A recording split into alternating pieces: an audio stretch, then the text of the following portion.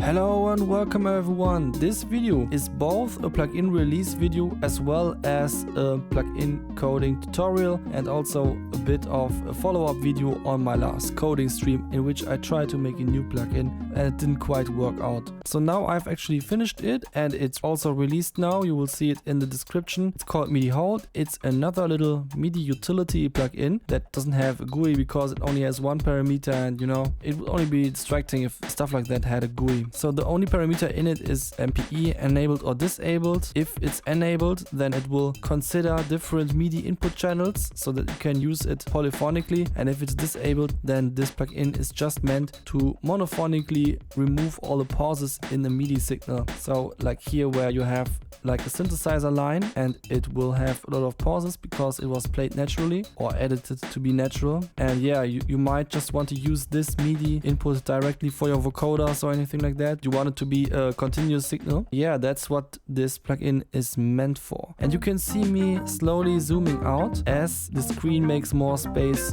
for the actual coding process, because it was part of my coding stream to create this plugin, and now we want to watch some of the curated moments out of this live stream. And once we're done with that, we want to hop into the code as well so that you can see how I actually fixed the issue that occurred during the stream, if you are interested in that. And if you are not, then just check out the plugin to have fun, that you can now use vocoders nicely. Before we're getting started now, I just want to show you how my vocals now sound. If you were in the stream before, then you know how they sounded. They sound like this now.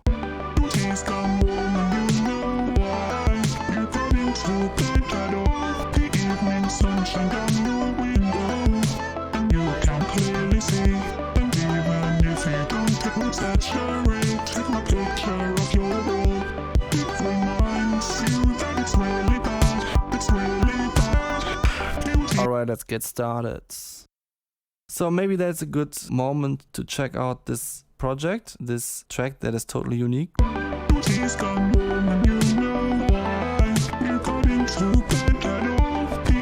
Sunshine down your window, and you can clearly see. And even if you don't take what's exaggerate, take my picture of your wall. It reminds you that it's really bad. It's really bad. You have definitely never heard this melody or a melody that sounds similar. Voice 1 just plays a single note all the time. It would sound like this. Your tea's gone warm and you know why. And so on. So I just put manipulator on it because manipulator has a MIDI input. And I gave it the MIDI output of this synthesizer line here. Your tea's gone warm and you know why. You got into. But there are always these little points where it jumps around because there are little pauses between the notes. That's why I decided to make a plugin that holds notes. Yeah. We're going to test that now. It did exactly what I wanted. Then I spent a few minutes just to figure out a code that handles most of the edge cases. When I'm talking about edge cases here, I'm talking about different situations and ways in which MIDI notes can occur. The easiest one is just that there is a MIDI note, then it ends, and then there is a new MIDI note, in which case you would definitely want that it holds the MIDI note even though it officially ended. I mean, that's kind of the point about this plugin. Then the next edge case is that there are two overlapping MIDI notes, in which case you would want to send a note off from the one that didn't end yet so that you can start a new one, because it should only ever play one note at a time, and in case of MPE for each channel. But then suddenly a new edge case appeared I wasn't quite prepared for, it seems. So this already works, and now we just have the hardest edge case left. I guess the hardest edge case that I can think of, at least. We might run into a situation where we have a note and then another note, but the other note already ends before this note. What we want to happen is that it goes up to this note, but then at this note off, it should recognize that it can go back to this note. So it sort of have to keep track of the fact that this note once existed. I guess it will require a bit of a rewrite now, but it would be a real shame if this didn't work. The night was long and the battle fierce. I embarked upon a journey, a quest to conquer the realms of code and bring forth the harmony of MIDIHold. Little did I know the trails that awaited me. Edge cases danced before my weary eyes, taunting me, challenging my very sanity.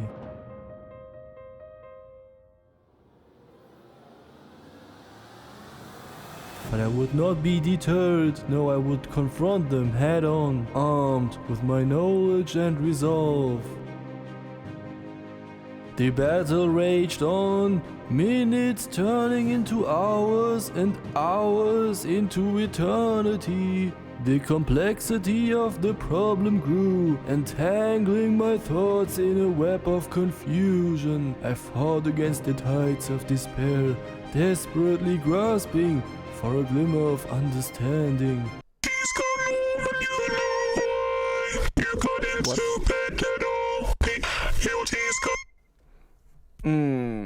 Now we got a polyphonic again. Oh, it sucks. I already had so much working, and just because of the last edge case, it doesn't work anymore.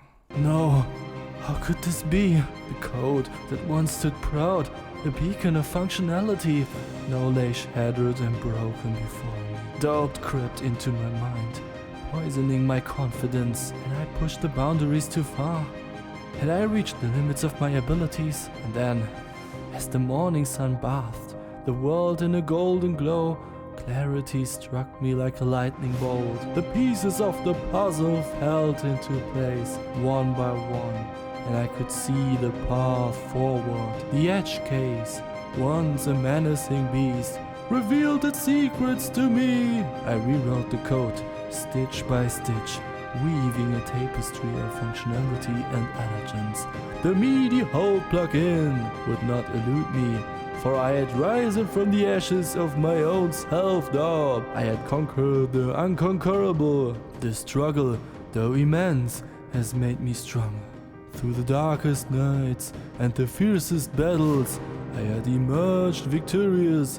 And now, as the world prepares to witness the tale of MIDIHold, they shall know of the indomitable spirit that lies within the heart of a coder. I thought it would only be hard for polyphonic MIDI, but apparently it's also hard for monophonic MIDI. And I'm not quite ready for it yet. So I will definitely come back to this because this is going to be a useful plugin. But for now, I think I will just call it a day because I'm getting tired and everything. Welcome to the code base of MIDIHold. Here we are in the process block function of the plugin processor. If MPE is enabled, then we do all this stuff, and else we just do this stuff. I decided to start with explaining the MPE split and then the MIDIHold, because a lot of you might want to know how to handle MPE. So here it is. This is my MPE split header file. You see it's less than 50 lines, so this is actually pretty straightforward. I got a bunch of buffers, and they are defined as an array of MIDI buffers of 16 plus 1, because there can be 16 MIDI channels. And there is one other channel for sysex data. So this is a buffer of buffers, which is why I called it buffers. In the processing function, the MIDI input goes into here, then I'm clearing all of the buffers, then I'm iterating through all of the MIDI events of the MIDI input, getting out the message and the channel, and then saying, okay, the buffer of that channel should get the event, so that all of the different channels have their own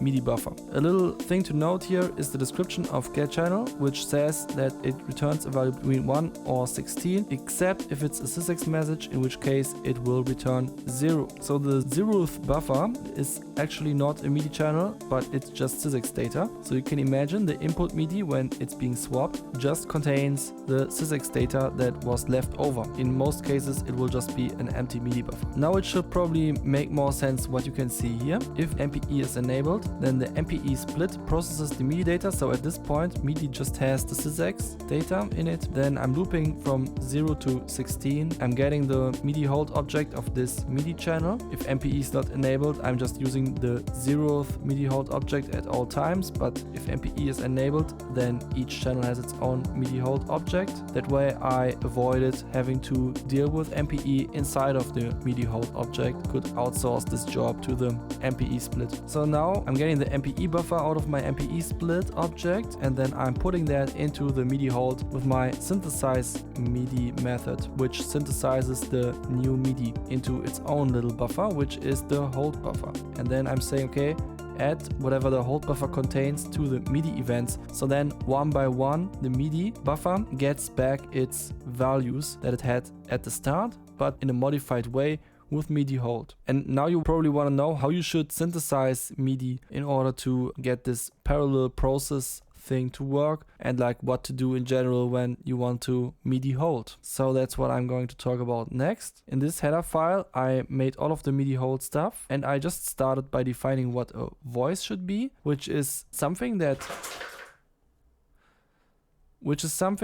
knows its MIDI channel, its pitch, its velocity, and its note on value. You can already see a little bit of a difference between this approach and the approach that I had in the stream if you watch the stream, because in the stream I try to solve this whole thing by making an array of MIDI notes, so from 0 to 127, or even an array of arrays of MIDI notes where the outer array is the channels. This didn't work for some reason, so I decided to use a voices approach instead, in which the voice can have different pitch values, but there is just a set amount of voices for each MIDIHold object. So you can't go over a certain polyphony if you want it to remember the notes that you held a few notes back. Then I just decided that there is a maximum number of 12 voices. So if you are able to somehow hold 12 notes down on your keyboard at the same time, probably possible to some pianists, but I only have 10 fingers, I guess. And yeah, of course you can just artificially type in more notes, in which case it's your own fault, because I said it has to be 12 or less.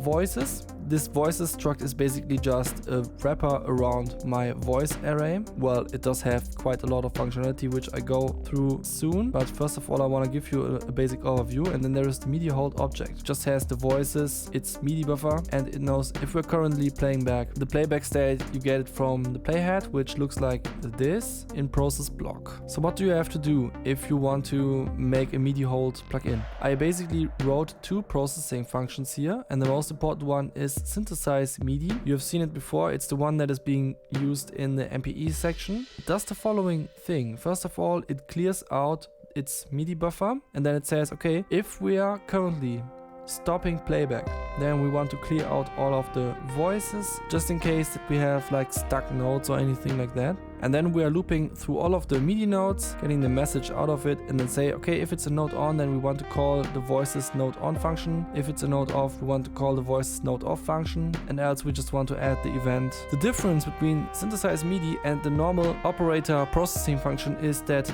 this one also swaps the MIDI out into MIDI in, which is useful if you don't have parallel processing going on like in the non-MPE branch of process block. So now let's actually check out what the voices are doing, because I think this is the most complicated class in this whole code. The voices have a voices array and an index, and the index always describes which is the currently active node. And this is an important concept which I struggled with during my stream. Each voice knows its node on state, and this is the actual node on of the incoming signal. So this plugin should hold nodes, but it might be that there is a node off signal, in which case the voice would get a node off, but it could still be that the index is still on that noise, in which case the voice is still active. Here is the clear function, by the way. So I'm looping through all of the voices, and I'm setting all of the voices to node off into the MIDI out buffer. Just to clarify, my voice struct has two methods. These methods jobs are just to add events to the MIDI buffer, node off or node on for this particular voice properties. So this is how process node on looks like. This is the line where I'm incrementing the index to a new place, but there is a line before this line, and this just means this is going to be the old voice. The old voice should send a node off value into the MIDI buffer. Then I'm incrementing, and I'm getting the basic information out of the current message that we deal with and send a node on value for that. Easy peasy, straightforward. When there is a node on value, we want to send the node on value. Now the node off method is one that I struggled with a little bit more. Kind of goes like that. I set node off, try to find the voice that has the same MIDI message and is also currently node on. Also, I return the index of this voice because I might need it later. If there are no node ons left at this point, I can just return because it's the easiest edge case. Node ons left is just looping through the voices and checking if there are still node ons. If the node off index is -1, then that means that the note off message didn't correspond to anything in the voices array. I have no idea if that can happen, but I just decided to handle this edge case. And if there was actually an index returning from this method, which should be the usual case, then this is actually adding a note off signal to the MIDI out buffer, because there are note ons left. So we are about to switch to one of the remaining note ons and decide that this is now the active voice. And now we try to find out which voice to take. So we're looping from 0 to num voices, and then we define this j variable to be index -i-1, which means we're looping backwards from where we currently are with the index to find out which is the nearest voice that we had before that is still note on. So we check out all of these voices, check if they are note on, and we have found one that has a note on. So we say, okay, the index is now that, this is now the active voice, and we add a note on value for that, and we can finally return from this function. Does that make sense? Does it sound reasonable? Because I feel like now reading this out loud, it just seems like it's super straightforward. But if you saw me in the stream, I was like,